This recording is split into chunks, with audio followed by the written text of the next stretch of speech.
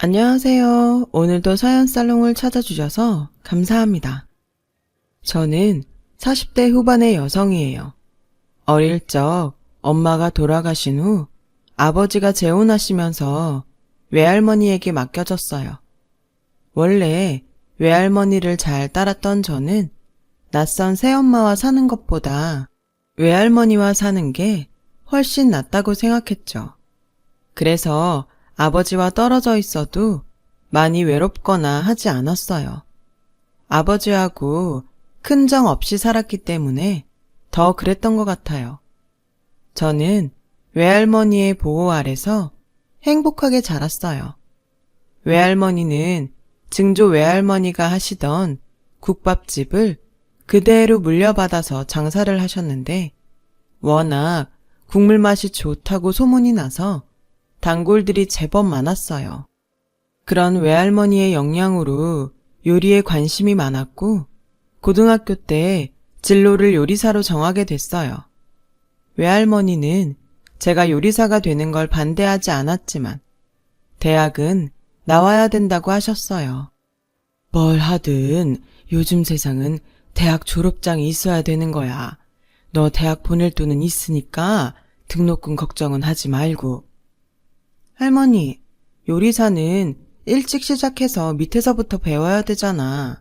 근데 대학 가서 공부하면 언제 그걸 다 배워?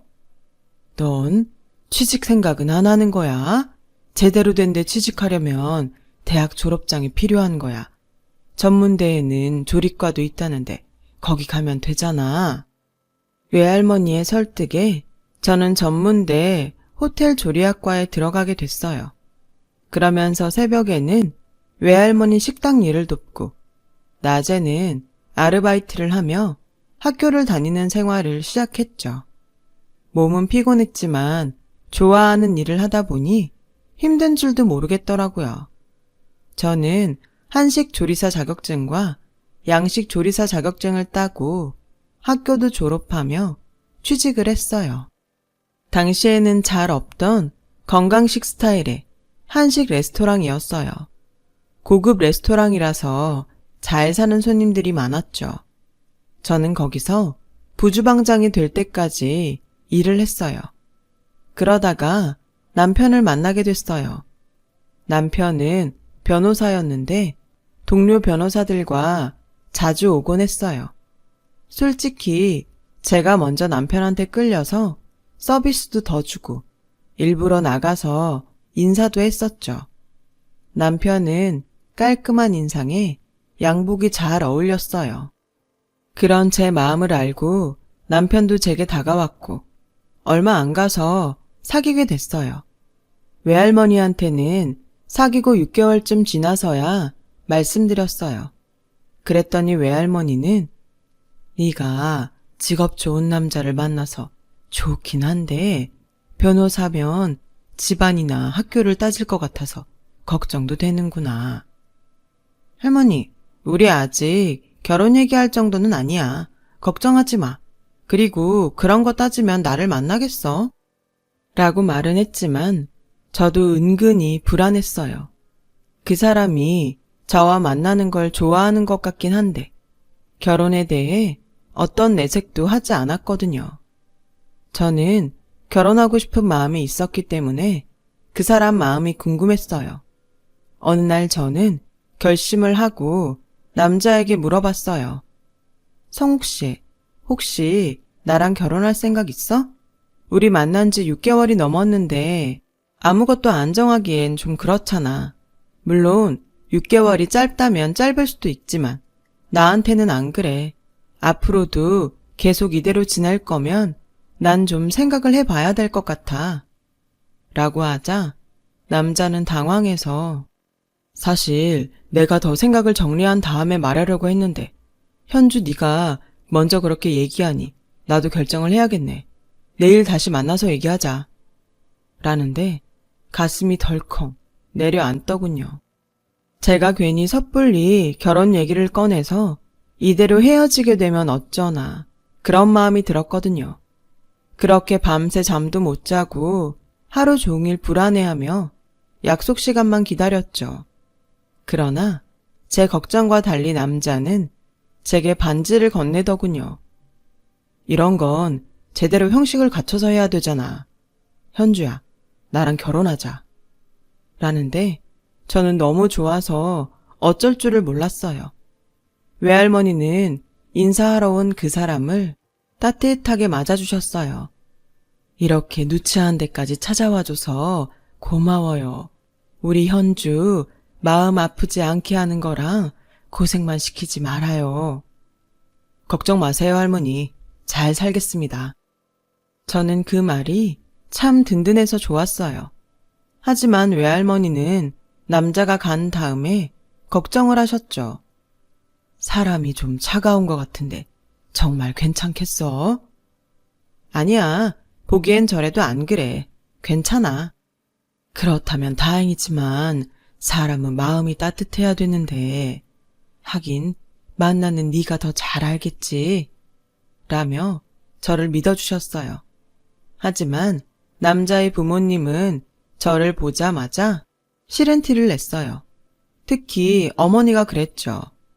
아가씨, 결혼하면 우리 집 감당하겠어?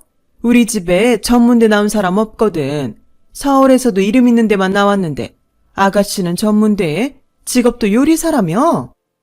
그리곤 저를 위아래로 훑어보셨어요. 그러자 남자는 요리사는 전문직이에요. 생각하는 것처럼 수준 낮은 직업 아니니까 걱정 마세요. 라며 저를 감쌌고 남자 어머니는 그래, 네가 그렇다면 그런 거겠지. 알았다. 라며 더 이상 말하진 않았지만 부모님 두 분 다 저를 좋아하지 않더라고요. 내가 성욱 씨에 비해서 여러모로 떨어지니까 다들 마음에 안 드시는 것 같은데 어쩌지? 라며 걱정을 하자 남자는 그런 건 살면서 얼마든지 바꿀 수 있잖아. 부모님 마음에 들게 잘하면 괜찮아질 거야. 라며 안심을 시켰고 저는 결혼하면 정말 잘하자 라고 생각했죠. 그렇게 우리는 결혼식 준비를 시작했어요. 시댁에서 요구하는 혼수가 부담이 돼서 잠시 갈등도 있었지만 외할머니가 아무 말씀 없이 다 해주시더군요. 할머니, 이렇게 무리하지 않아도 돼. 못하는 건 못한다고 내가 말할게. 변호사 아들 결혼시키면서 이 정도도 안 바라겠냐? 너도 부모가 해주는 거 받으면서 결혼해야 되는데 나라도 챙겨야지. 무리하는 거 아니니까 걱정 마. 할머니 이 정도 돈은 있어. 넌 결혼해서 잘 살 생각만 해. 저는 그런 외할머니가 너무 고마웠어요. 결혼하고 나서도 자주 찾아뵙고 더 잘해야겠다고 마음 먹었죠. 하지만 막상 결혼을 하고 나니 생각처럼 되지 않더라고요. 시댁에서는 수시로 저를 불러서 자잘한 일부터 큰일까지 다 시켰어요. 그 바람에 저는 레스토랑이 끝나면 신혼집보다 시댁에 가는 날이 더 많았죠. 일주일에 4번은 시댁에 갔는데 그중 1번이나 2번은 음식을 해야 했어요.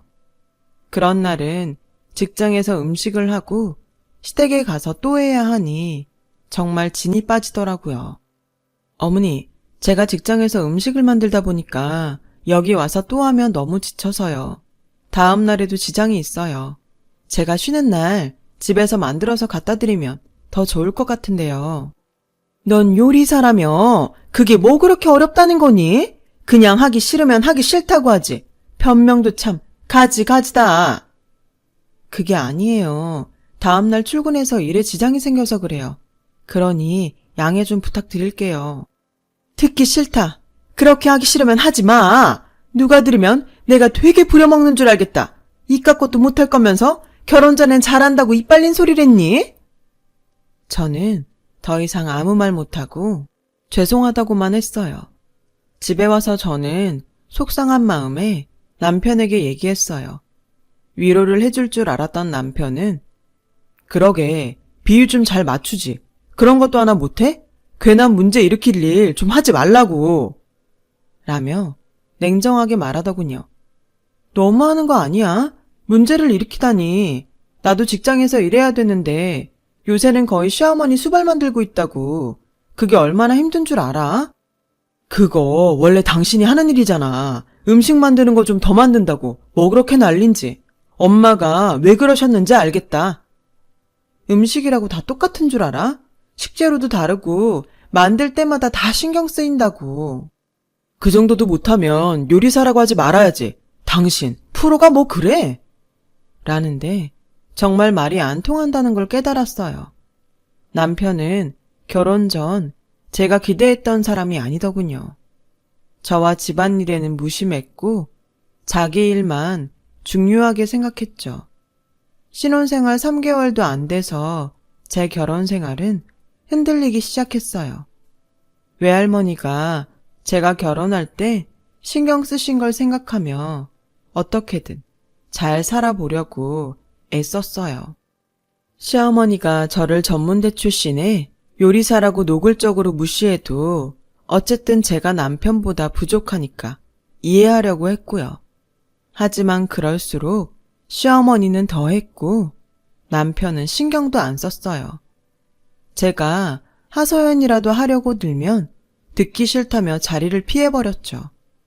결혼하고 1년 넘게 그런 생활은 계속됐고 저는 점점 지쳐갔어요.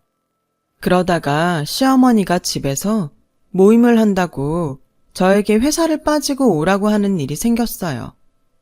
나랑 제일 친한 친구가 딸 결혼시킨다고 해서 내가 한 통 내기로 했다. 네가 요리사인데 어디 갈 필요 있냐? 와서 음식 좀 해라. 어머니, 아무리 그래도 회사를 빠지는 건 안 될 것 같아요. 제가 전날 밤에 만들어 놓고 회사 갔다 와서 뒷정리할게요. 너 지금 나보고 친구들 불러다 놓고 식은 음식 먹이라는 거냐? 뭐 잘난 일을 한다고 나를 친구들한테 망신 주려는 거야? 그런 사적인 일로 갑자기 휴가를 쓸 수는 없어요. 이해해 주세요. 라고 했지만 시어머니 화만 더 키우게 됐어요. 내가 너 며느리로 들이면서 주변에 말도 제대로 못했다. 식당에서 일하는 식순이라는 말을 어떻게 하겠니? 우리 집 오면서 해온 것도 없으면 이런 거라도 잘 해야 되는 거 아니냐? 무슨 직장 같지도 않은데 다니면서 휴가니 뭐니 거창하게 굴며 사람을 무안하게 해. 네가 우리 집에서 이런 거라도 제대로 해야 될 거 아니야. 저는 더는 참지 못하고 어머니, 그런 말씀은 너무 지나치네요. 제가 결혼할 때 한 게 없다뇨. 어머니가 요구하시는 거 다 했잖아요. 그리고 전 식순이가 아니고 요리사예요. 부주방장이라고요. 라고 하자 시어머니는 아주 꼴값을 떠내. 그래, 너 잘났다. 이제 보니 너무 잘난 며느리라서 내가 모시고 살아야겠구나.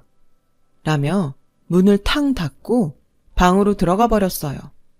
밤늦게 집에 온 남편은 저를 보자마자 당신 좀 잘할 수 없어? 그것밖에 안 돼? 라며 성질부터 냈어요. 시어머니가 남편한테 전화해서 저하고 있었던 일을 다 얘기했더라고요.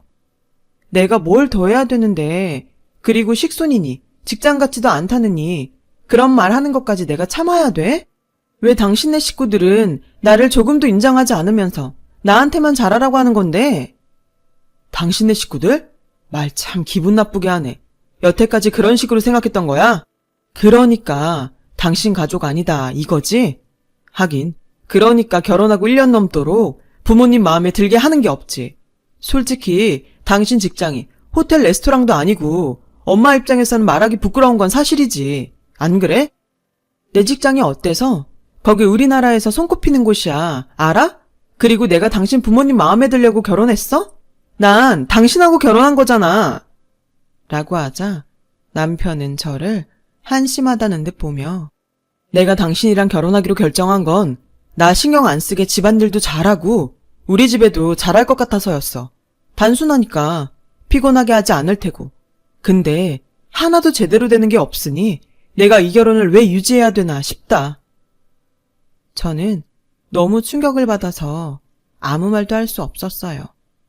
남편이 절 사랑했다고 믿었는데 그게 아니었던 거예요.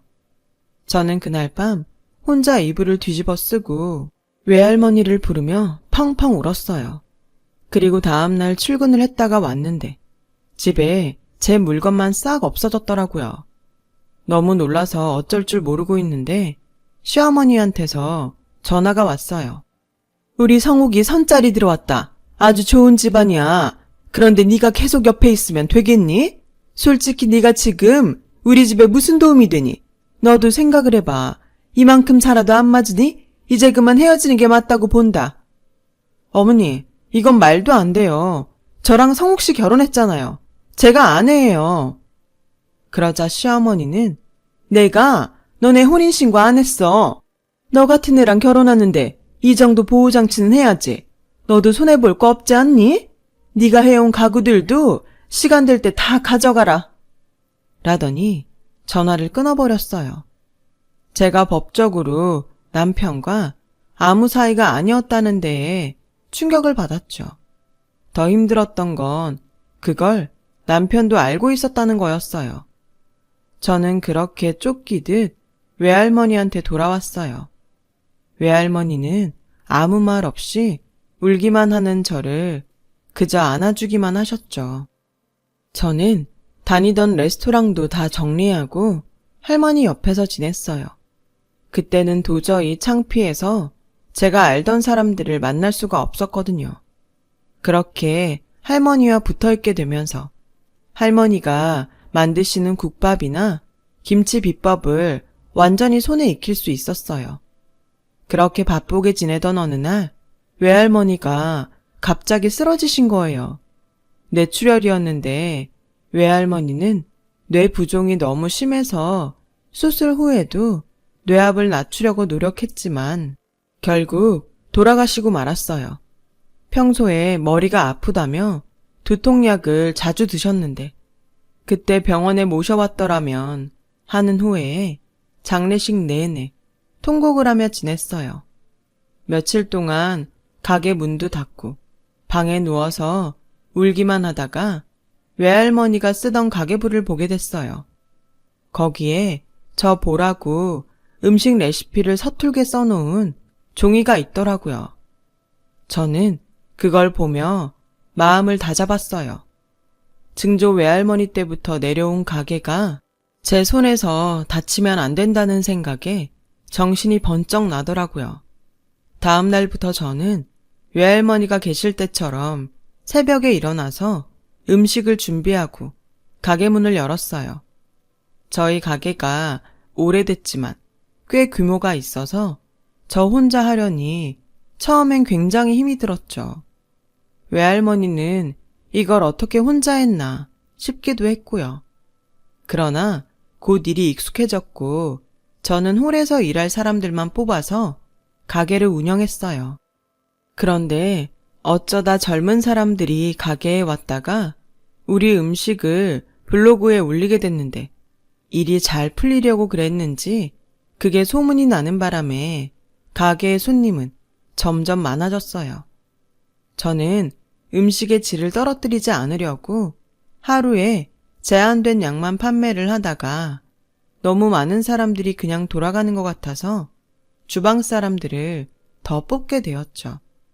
제가 음식의 모든 양념과 기본 조리를 해놓고 주방에서 마무리만 해서 나갈 수 있게 했어요. 그러면서 가게는 더 잘 됐고 안정적으로 돌아갔어요. 저는 외할머니 가게 근처에 제가 하고 싶었던 고급 가정식 식당을 열게 됐어요. 두 가게를 왔다 갔다 하는 게 벅찼지만 가정식 식당은 주방장을 둬서 좀 나았어요.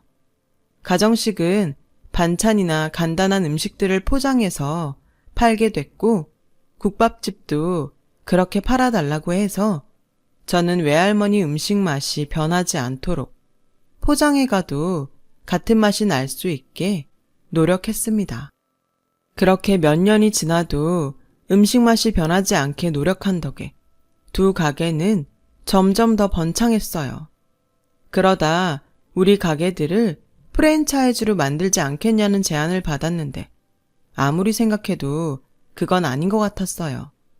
다른 사람 손을 거치면 음식 맛이 변하는 건 당연했거든요. 가정식 식당 주방장은 우리 음식들을 인터넷 온라인으로 파는 게 더 나을 거라고 조언을 하더군요. 그래서 저희는 자체 음식 개발에 들어갔고 온라인 주문을 받아서 주문 받은 만큼만 포장해서 팔기로 했어요. 처음에 주문받은 건 얼마 되지 않았지만 가게로 포장하러 오는 사람들에게도 온라인을 알려주자 점점 주문이 많아지게 됐죠. 저는 가게를 식당 사업하고 온라인 사업으로 나누어서 생각지도 못한 회사 형태로 규모를 키우게 됐어요. 그러다 보니 회사에 법무팀이 필요하더라고요. 저는 법무팀을 꾸리기 위해서 변호사들과 거기에 필요한 직원들을 채용했어요. 저는 변호사들을 뽑을 때 도움을 받은 로펌 사람들에게 감사 인사 겸 식사 대접을 하기 위해 사무실 근처에 가게 됐어요. 그런데 길에서 서류 뭉치를 한 다발 들고 힘들게 가는 남자와 마주쳤는데 가만히 보니 남편이었어요.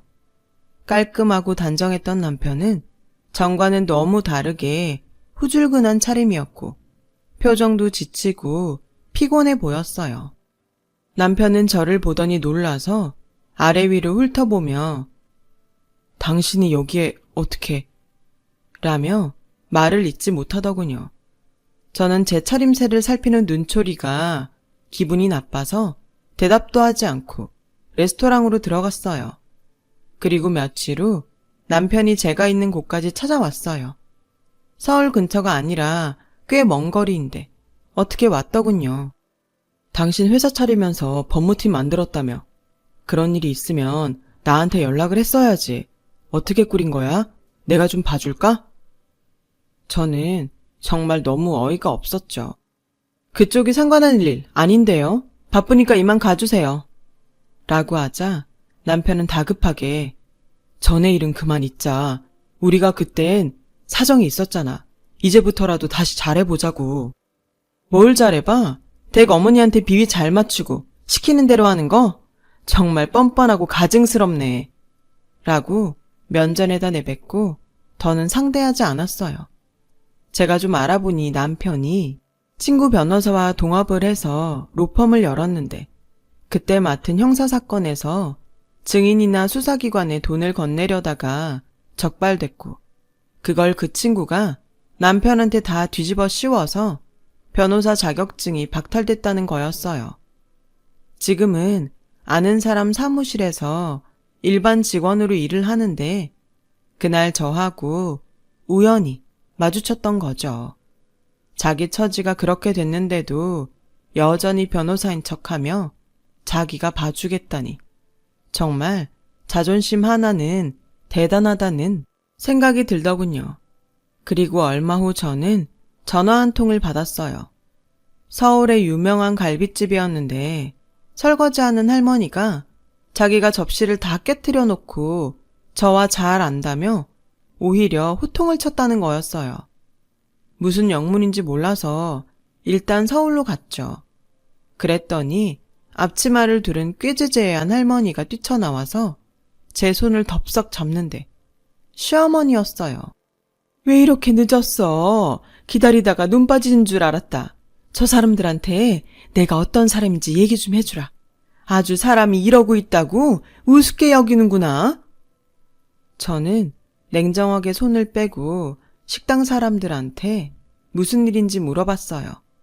시어머니가 여기서 일한 지 일주일째인데 너무 말도 안 듣고 고집이 세다는 거예요. 게다가 오늘은 접시를 다 깨뜨려서 뭐라고 했더니 자기는 잘못 없다면서 계속 제 이름만 부르며 데려오라고 했다는 거였어요. 저는 그 자리에서 전 시어머니와 아무 상관없다고 딱 잘라 말했어요. 그러자 내가 왜 너하고 상관이 없어? 시어머니는 부모도 아니니? 너 우리 성옥이하고 같이 살았으면서 이럴 거야? 라며 당당하게 나오길래 그만 좀 해요. 혹시 치매세요? 대기업에서 그딴 말이 나와요? 나한테 어떻게 했는지 잊었어요? 당신이 사람입니까? 철판을 깔아도 유분수지? 라고 소리치자 사람들이 술렁거리기 시작했어요. 너는 그게 언제적 일인데 아직도 꽁하고 있니? 예전 일은 다 잊고 앞으로 잘 살면 되지.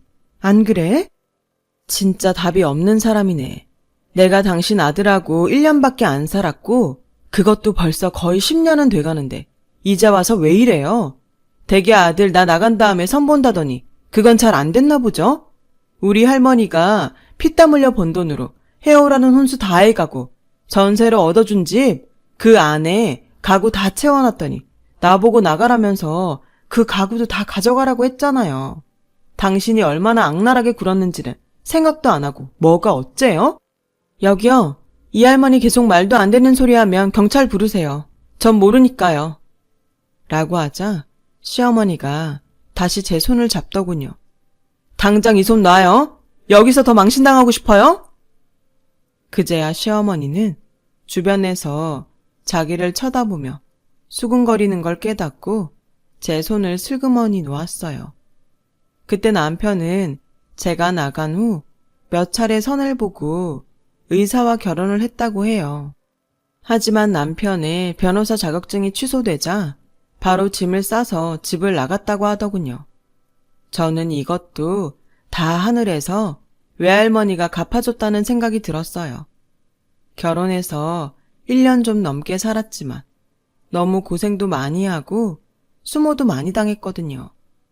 그걸 다 갚아준 기분은 들지 않았지만 그 사람들을 보면 착하게 살아야 되겠더라고요. 그 이후로도 남편은 저에게 몇 차례 연락을 해왔어요. 제가 전화번호를 계속 바꾸고 차단해서 연락을 끊었어요. 회사로 시어머니와 온 적도 있는데 한번 경비원 아저씨한테 호되게 당한 다음부터 오지 않더라고요.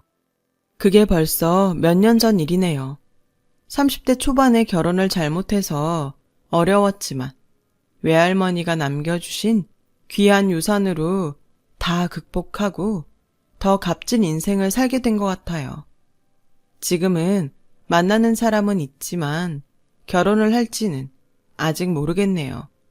좀 더 만나보고 결정하려고 해요. 사람은 참 선하게 살아야 하는 것 같습니다. 자기가 한 행동이 다 돌아오는 것 같아요. 지금까지 제 얘기 들어주신 분들 다들 감사합니다. 여러분들 모두 건강하시고 좋은 날들만 있길 진심으로 바랄게요. 행복하세요. 여러분, 사연 댓글에 응원과 현명한 조언 부탁드려요. 좋아요와 구독은 저에게 큰 힘이 됩니다. 오늘도 좋은 일 가득하세요.